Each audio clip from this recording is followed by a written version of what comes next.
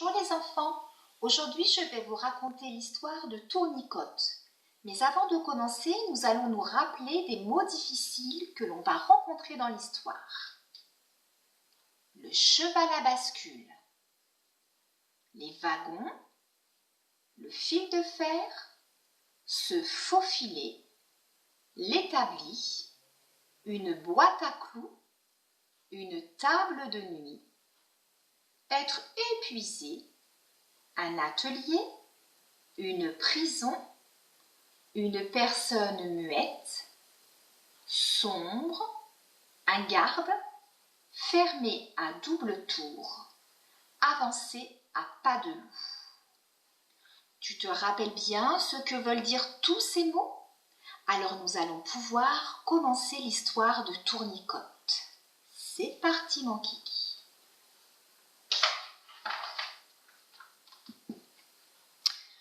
Tournicotte de Magali Bognol.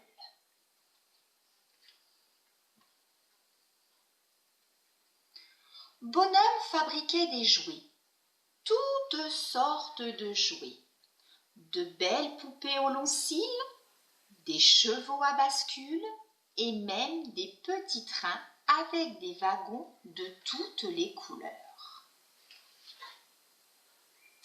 Tous les enfants de la ville venaient admirer les jouets de Bonhomme, même la fille du roi. La petite princesse repartait toujours les bras chargés de jouets. Bonhomme se sentait seul alors. Il aurait aimé qu'un de ses jouets reste avec lui, comme un ami. Un soir qu'il était tout triste, il trouva un morceau de fil de fer sur son établi.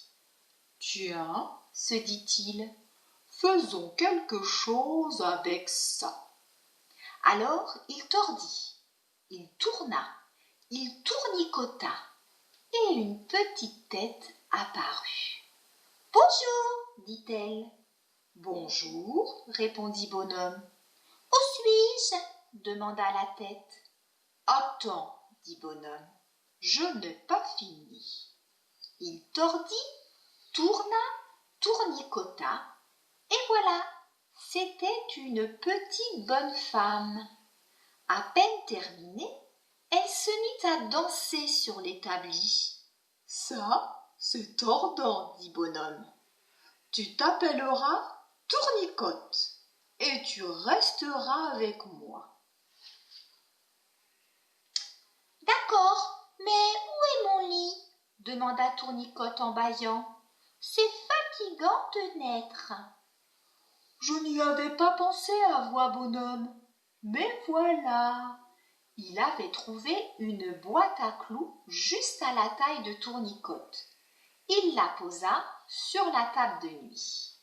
« Bonne nuit, Bonhomme !»« Bonne nuit, Tournicotte !» Et Bonhomme s'endormit de très bonne humeur.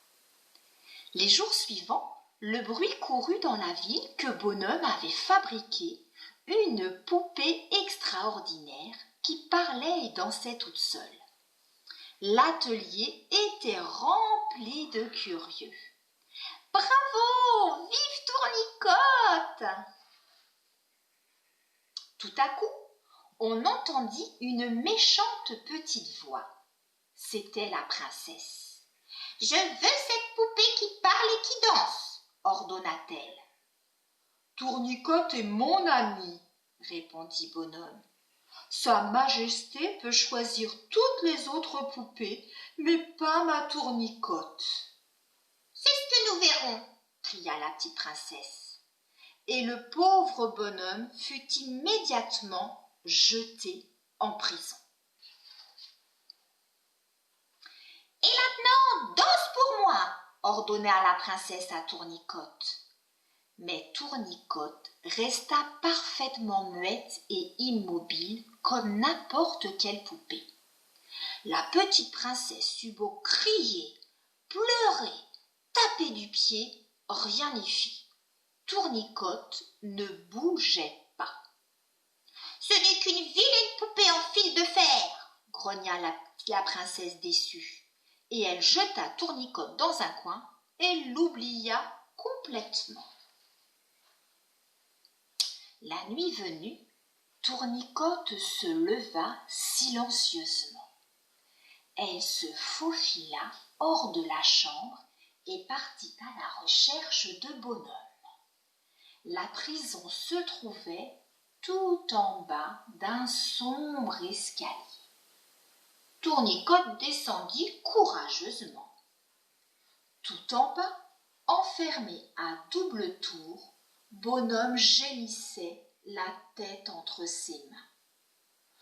Un petit bout de fil de fer, juste un petit morceau, voilà ce qu'il me faudrait. Je le tordrai, je le tournerai, je le tournicoterai, et alors j'en ferai une clé. J'ouvrirai cette porte et j'irai délivrer ma Tournicotte.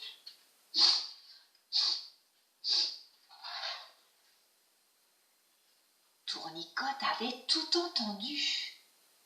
Elle poussa un long soupir. Puis tout doucement, elle se déplia, se détournicota, et elle sauta sur le sol devant Bonhomme. Ce n'était plus qu'un morceau de fil de fer. Ça alors, s'écria Bonhomme, j'en avais justement besoin. Il tordit, tourna, tournicota. Il avait fait une clé et il ouvrit la porte. Enfin libre, se dit-il. J'arrive, Tournicotte.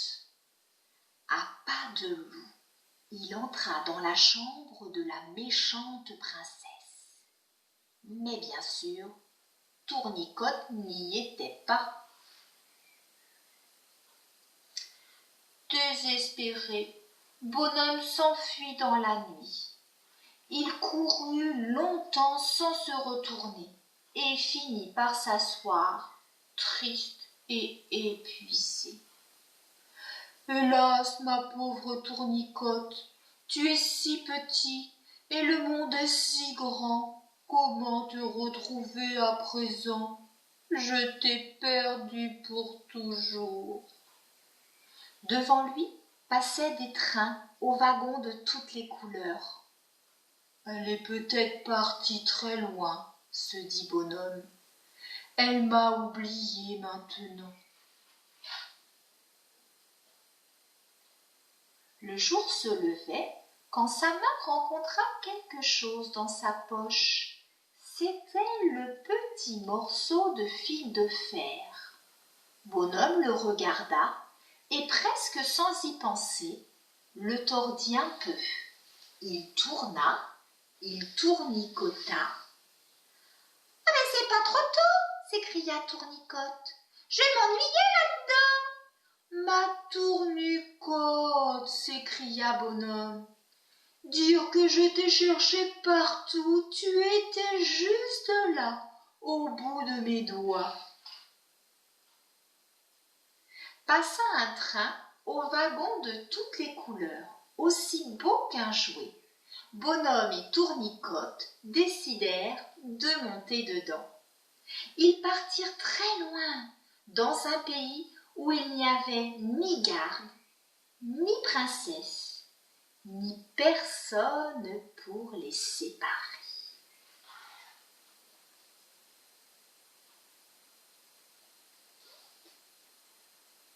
Au revoir Tournicotte, au revoir Bonhomme, au revoir les enfants.